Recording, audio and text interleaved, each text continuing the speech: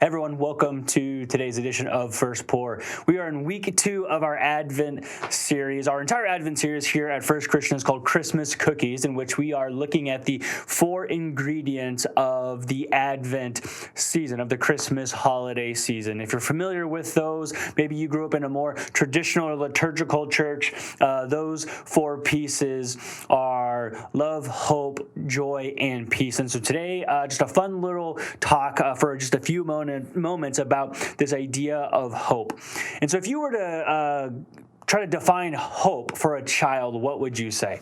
Because it's interesting, isn't it, that hope is one of these things that we kind of know what it is, but it's very difficult for us to perhaps define it. Do you hope in stuff? Do you hope in people? Is it just fingers crossed things are going to work out? Is it something deeper? Is it something stronger? It's one of those things that we all know we want to have it, and we all know when we almost don't have it, but it's somewhat hard to define what hope is, and perhaps even better, what should we be placing our hope in for all eternity. I love how the author of Hebrews, in Hebrews chapter 6, talks about hope. The author says this. It says, "People swear by someone greater than themselves, and the oaths confirm what is said and puts an end to all argument, because God wanted to make the unchanging nature of his purpose very clear to the heirs of what was promised." That's you and I. He confirmed it with an oath. God did this so that by 2 unchangeable things in which it is impossible for God to lie, we who have fled to take hold of the hope set before us may be greatly encouraged. And this part's so good, that we have this hope as an anchor for the soul, firm and secure. It enters the inner sanctuary behind the curtain.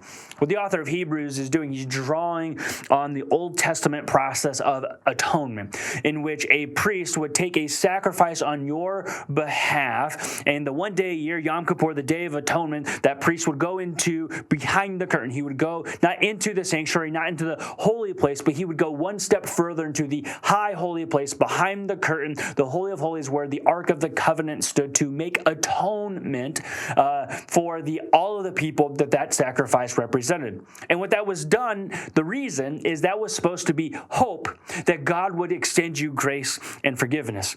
Now, it's interesting because in ancient Hebrew culture, they have maybe what you would call the ancient Israelite dream. We have the American dream, and they had something similar, that they wanted to live a prosperous life. They had an idea that life with God was supposed to be full of blessing and abundance and power and prestige, and a lot of that came with the land flowing of milk and honey, the promised land. But the interesting thing is that's not the way that God intended it actually to be.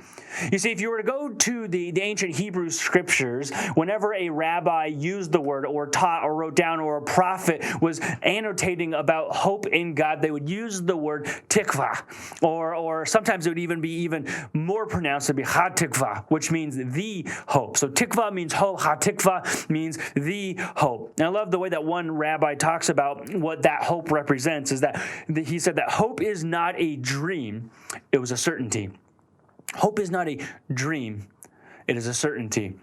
And for you and I today, I think sometimes we think of hope as something that may happen, something that could happen, that Lord willing, something that should happen. But for the Hebrew people, when they thought of hope in God, hope in a sacrifice, hope in atonement, hope in salvation, it was not something that, man, Lord willing, this comes our way. It was a certainty. It was an expectation. There was pleasure in awaiting that thing to finally become a reality.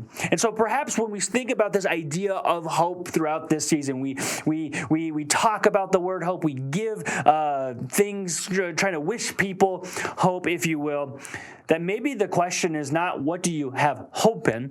Maybe a better understanding for us is what do you have certainty in this life.